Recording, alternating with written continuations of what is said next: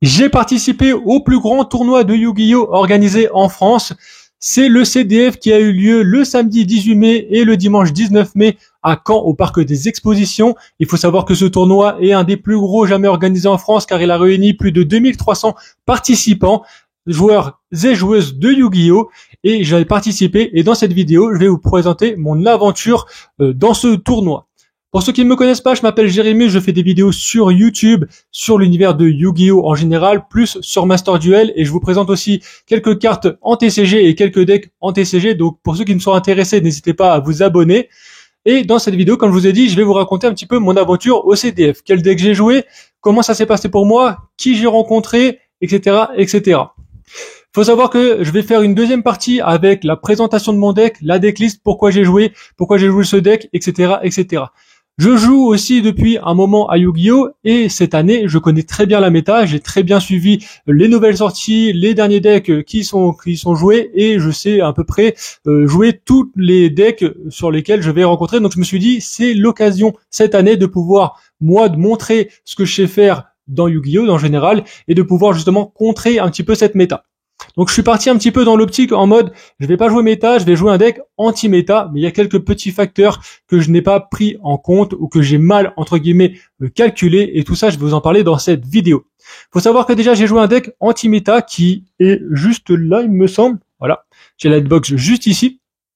Donc ça va être un deck Runixton mais avec ma decklist. Je pense que aucun joueur dans le championnat clairement ne jouait cette decklist, peut-être un voire deux, mais je suis quasiment sûr que je suis les 1% voire 2% à pouvoir jouer ce deck. Donc c'est un deck Runixton mais qui est un petit peu mixé avec d'autres choses, et comme je vous ai dit, je vous en parlerai dans une deuxième vidéo qui fera la partie 2 de cette vidéo. Donc n'hésitez pas à vous abonner pour suivre justement ma progression et voir le deck que je vais vous présenter dans la prochaine partie de cette vidéo. Mais aujourd'hui, on va plus s'attarder un petit peu sur mon aventure justement au CDF et quel match-up j'ai rencontré. Donc Runixton, pour ceux qui ne connaissent pas, c'est le but, c'est de bannir toutes les cartes de votre adversaire pour qu'il ne puisse piocher et qu'il perde justement comme cela. Ça prend quand même pas mal de temps, et le problème avec Runixton, c'est qu'il va falloir connaître vraiment tous les decks adverses. Donc c'est vraiment pas un deck à mettre entre les mains des débutants, parce qu'il faut savoir à quel moment interrompre votre adversaire pour ne plus qu'il puisse jouer tout simplement, et que vous puissiez bannir ces cartes tranquillement et installer justement votre terrain pour ne plus qu'il puisse faire quoi que ce soit. Donc c'est ça aussi qui me plaisait entre guillemets, c'est de pas forcément jouer de méta, parce que j'aurais pu jouer méta et j'aurais dû jouer méta, clairement, je vous le dis honnêtement. Et en fait le truc c'est que j'avais pas envie de faire des matchs miroirs, parce qu'en ce moment la méta c'est Snake Eyes, et je pouvais jouer Snake Eyes clairement parce que j'ai le deck quasiment complet, il manque juste Bonfire, mais c'est pas grave, Bonfire je peux quand même le compléter. Et du coup je me suis dit je vais pas jouer Snake Eyes, tout le monde s'attend à Snake Eyes, et j'avais peur un petit peu justement de tomber contre des decks anti-méta. Faut savoir que justement je vais vous raconter un petit peu parce que c'est un petit peu drôle quand même, je suis tombé sur aucun Snake Eyes. Faut savoir qu'avec mon deck justement anti-méta, donc Runixton, j'avais target Tempai, Lab, Snake Eyes et un autre qui est quand même pas mal. J'ai plus en tête là, mais si je le retrouve, je vous le dirai. Donc j'avais target 4 decks méta que j'étais quasiment sûr de tout le temps rencontrer. Je n'ai rencontré aucun. Clairement, j'ai rencontré aucun deck que j'avais target. Donc j'avais ciblé pour ce deck justement. J'avais créé ce deck exprès pour rencontrer des Snake Eyes, des Tempai, des Lab, et etc quoi. Et du coup je suis tombé sur aucun de ces decks là, et je suis un petit peu dégoûté. C'est un petit peu le goût amer de ce CDF, c'est que j'ai pas vraiment rencontré les decks sur lesquels je m'étais vraiment plus le préparé. Mais c'est pas très grave en soi, je suis vraiment très content de la decklist que j'ai pu sortir avec ce deck, et je suis quand même très content, sauf vers la fin, je vous expliquerai tout simplement pourquoi, de mon aventure en général au CDF. Faut savoir que c'est mon premier CDF, j'avais jamais fait de CDF, et je trouve que je m'en suis très très bien sorti par rapport aux decks que je jouais et les adversaires que j'ai rencontrés. Donc on va commencer tout de suite par le début. Donc faut savoir que l'ouverture des portes était à 7h30 pour les inscriptions, fallait s'inscrire sur Neuron avant de s'inscrire, donc c'était 25 € l'inscription, et arrivé sur le lieu, vous étiez déjà inscrit en fait. Moi je pensais que c'était une préinscription, et une fois que vous arriviez sur le lieu, vous deviez vous réinscrire. Et du coup, il y avait 2300 personnes. Je me suis dit, je vais arriver un petit peu en avance pour éviter de faire la queue derrière 2300 personnes. Et au final, je suis arrivé le premier. Voilà, je suis arrivé avec 1 heure d'avance. C'est pas très grave en soi, mais ça me dérangeait pas d'attendre. J'ai réussi à faire des petites photos, etc. Vous avez pu certainement le voir dans les shorts. Donc, une fois que je suis arrivé en premier, l'ouverture des portes était à 7h30 et les inscriptions c'était de 7h30 à 8h et si t'étais pas là, t'étais considéré comme disqualifié. Du coup, ils attendaient plus de 2500 personnes, on était 2300. Une fois que tu arrives à l'intérieur, tu as 5 boosters à l'inscription, donc 5 boosters de l'héritage de la destruction, c'est la dernière display qui est sortie, donc tu as 5 boosters gratuits, donc c'est plutôt cool. J'ai pas eu de secret, n'hésitez pas à aller voir les shorts et sur mon TikTok pour voir justement les cartes que j'ai eues. Donc j'ai eu des cartes quand même intéressantes, mais voilà, c'est pas ça le sujet. Donc on va commencer les duels à 9h, entre 9h et 9h30 je crois, sur l'application Neuron. Faut savoir que je suis tombé pour mon premier duel, donc si je regarde en bas, c'est parce que j'ai pris mes notes ici pour pas que je puisse oublier. Sur mon premier duel, je suis tombé contre un mec, c'est sa 11e CDF d'affilée quasiment les gars, donc voilà, il connaissait déjà le format, il connaissait un petit peu tout, et je suis tombé contre un Sprite. Il jouait Sprite, faut savoir que c'est pas sous-coté du tout, c'est vraiment un deck qui est très très bon, surtout que si c'est un joueur qui joue depuis longtemps Sprite, franchement c'est compliqué. Donc moi je jouais Runic, et face à Sprite, je m'en fous, c'est pas vraiment un match-up que j'ai peur. Sauf que le problème dans ce CDF que moi j'ai eu, c'est que sur 9 duels que j'ai fait, j'ai gagné 2 fois le dé. J'ai gagné 2 fois le dé. Runic Stun, tu as besoin d'être premier pour pouvoir jouer. Donc il fallait que je commence pour avoir plus de chances de gagner, justement pour avoir une main. Moi je jouais Shifter. Shifter, vous connaissez, hein, c'est vraiment une carte, vous arrivez, votre adversaire est obligé de bannir toutes ses cartes. Donc je jouais Shifter et je ne pouvais pas, déjà je l'ai pas pioché en premier et je ne jouais pas premier. Donc ça, c'était vraiment catastrophique pour moi. Ça m'a vraiment tué mon CDF.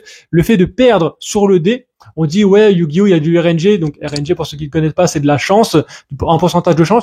J'ai vraiment eu pas de chance. J'ai pas eu les bons match-ups et j'ai pas gagné les dés. Donc vraiment, à partir de là, c'était vraiment compliqué pour moi. Donc le premier duel, comme je vous ai dit, il commence premier. Il a carotte sur le terrain et il a sa lien 2 qui lui permettait de bounce une carte à moi, donc de renvoyer une carte à moi dans la main. Et il avait tout ce qu'il fallait en fait qui m'empêchait de pouvoir jouer, donc j'ai pas pu installer mon terrain. Il avait déjà son full terrain, j'ai rien pu faire, j'avais même pas de hand trap dans la main, donc j'étais bloqué on va dire.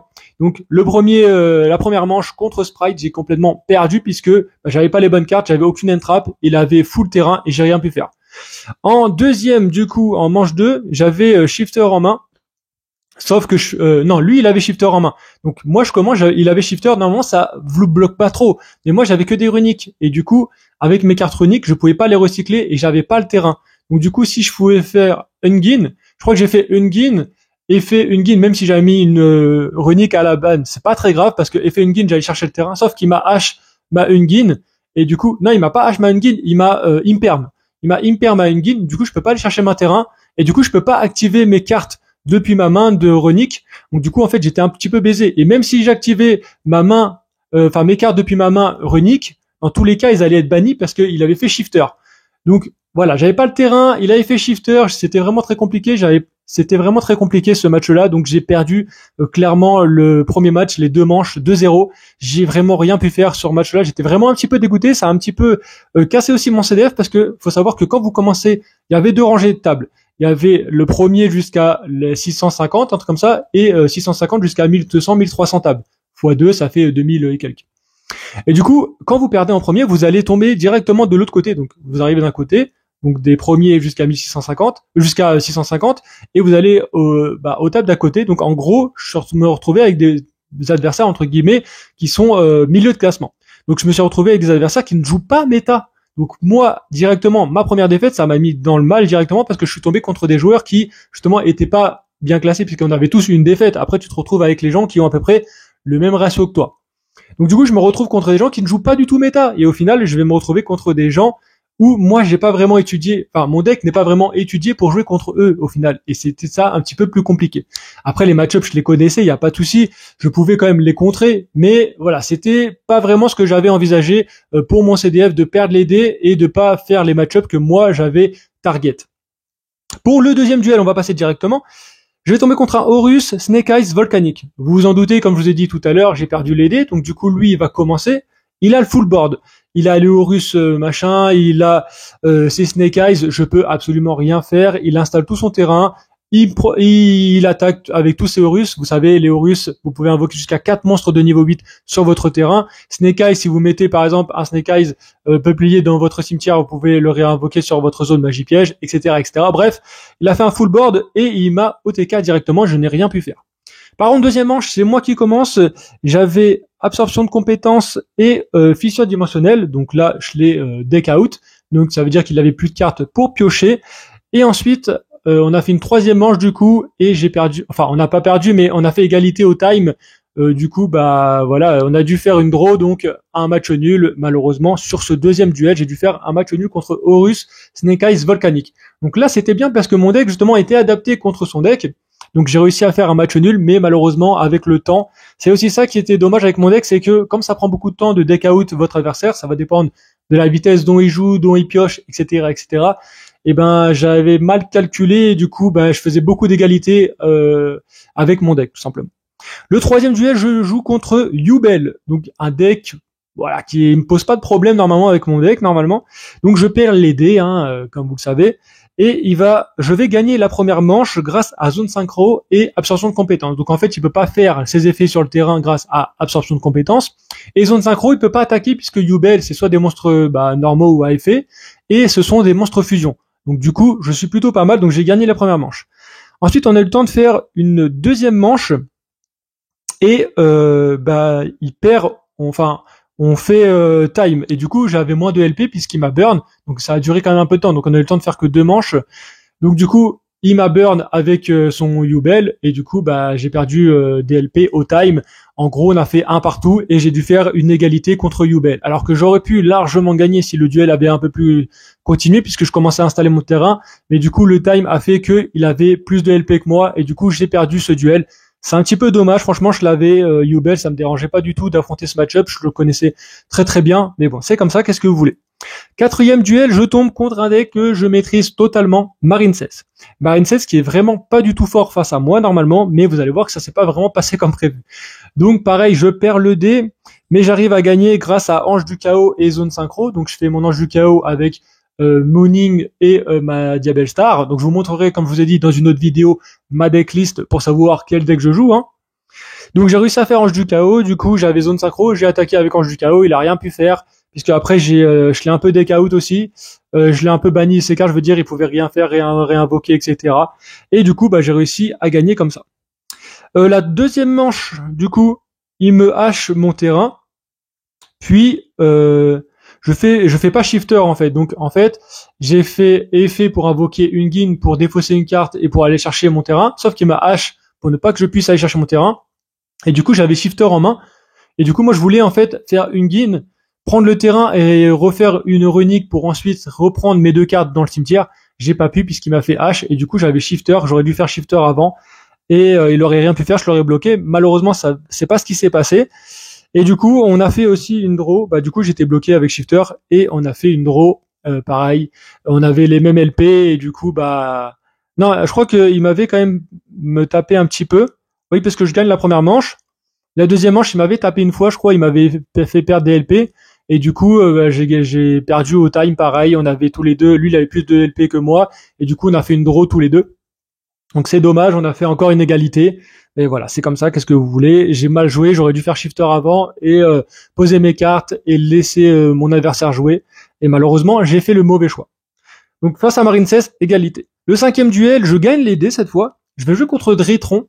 Et du coup, vu que j'ai gagné les dés et Dritron, ça joue beaucoup avec les cimetières, là je l'ai défoncé. Le premier duel, j'ai fait fissure et absorption de compétences. Il pouvait pas faire d'effet sur le terrain. Il pouvait pas envoyer ses cartes au cimetière. Du coup, il a déclaré forfait et j'ai gagné la première manche. La deuxième manche, il a réussi à faire Natasha qui est un monstre rituel qui vous permet de prendre les contrôles de votre adversaire, des monstres de votre adversaire. Du coup, il a réussi à Moteka là-dessus, donc un partout. Et la troisième manche, ça va se jouer au time. Donc du coup, moi je fais Moonin qui s'invoque SP, et à la fin de la end phase, vous gagnez 1000 LP. Du coup, à la fin de la phase, je gagne 1000 LP, il a moins d'LP que moi, du coup je gagne. J'ai réussi à gagner le 5e duel, donc une victoire pour moi face à Dritron, donc j'ai quand même content. Je trouve que j'avais bien joué, et comme vous voyez, si je gagne le dé, mes adversaires peuvent pas faire grand chose. Le 6e duel, mon adversaire a déclaré forfait, donc j'ai pas joué.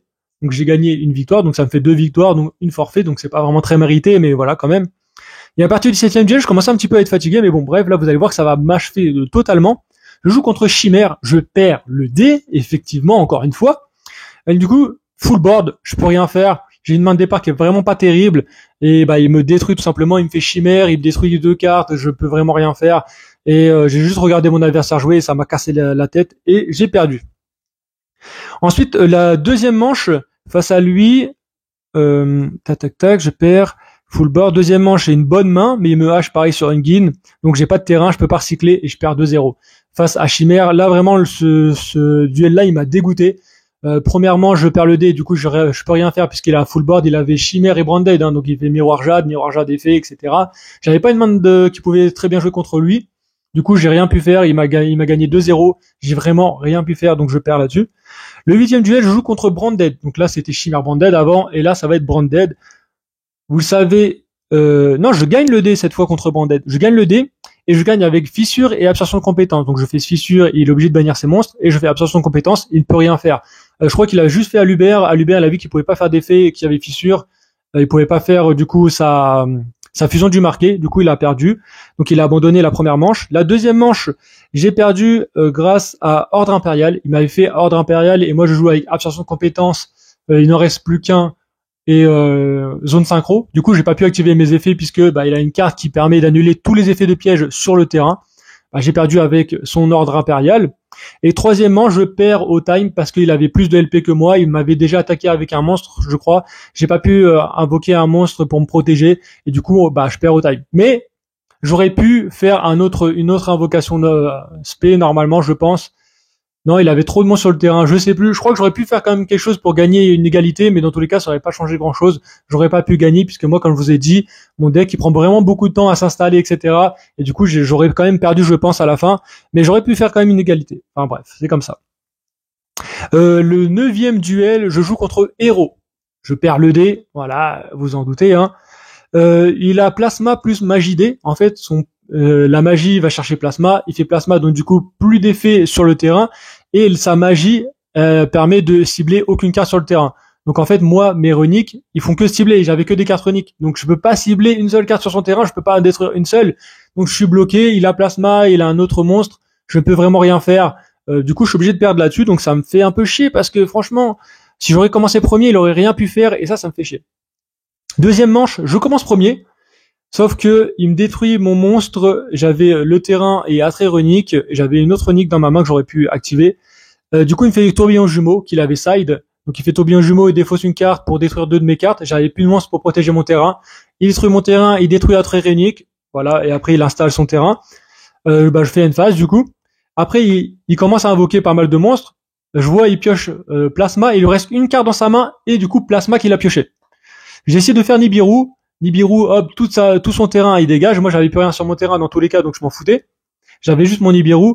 Et il avait quoi dans sa main? Fusion de la destinée. Fusion de la destinée, il envoie Denier au terrain, Denier au cimetière. Denier est fait, il renvoie un malveillant dans son deck. Il avait déjà un malveillant dans son cimetière. Il avait 2 malveillants bannis et un malveillant dans son cimetière. Il pouvait pas faire l'effet de malveillant.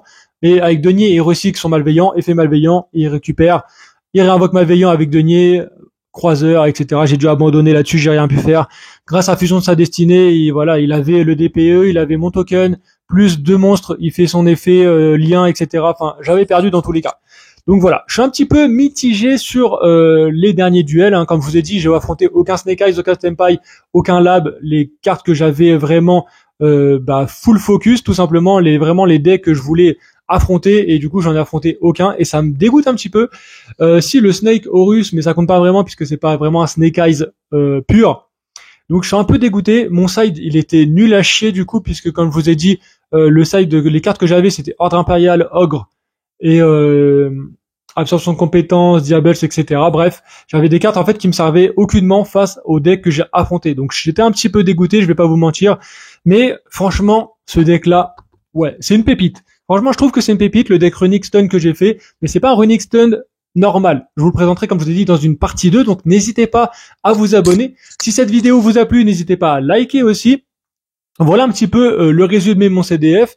Donc comme je vous ai dit, je connaissais très bien la méta, donc je connaissais aussi très bien les decks que j'ai affrontés, mais si je perds le dé, je peux rien faire, mon board... Enfin, je devais installer un board en premier et j'ai perdu le dé et vraiment, c'est ça qui m'a mis dedans. Le fait de pas affronter les decks méta que je voulais target, le fait de perdre le dé et ça m'a vraiment mis dedans. Sinon, je pense que j'aurais largement pu faire un meilleur résultat. Après, avec le time, c'était un petit peu plus compliqué, mais j'avais déjà calculé ça avec le time. Donc voilà. Donc j'espère en tout cas que cette vidéo vous aura plu. Comme d'habitude, n'hésitez pas à me le dire en commentaire. Hein, si vous avez des remarques, si vous avez des questions à me poser aussi, n'hésitez pas à me le dire en commentaire. Et on se retrouve très prochainement pour du nouveau contenu sur Master Duel ou sur Yu-Gi-Oh en général. Je vous souhaite une bonne journée, une bonne soirée. Ça dépend à quelle heure vous regardez cette vidéo. J'espère qu'elle vous aura plu. Allez, peace. À la prochaine.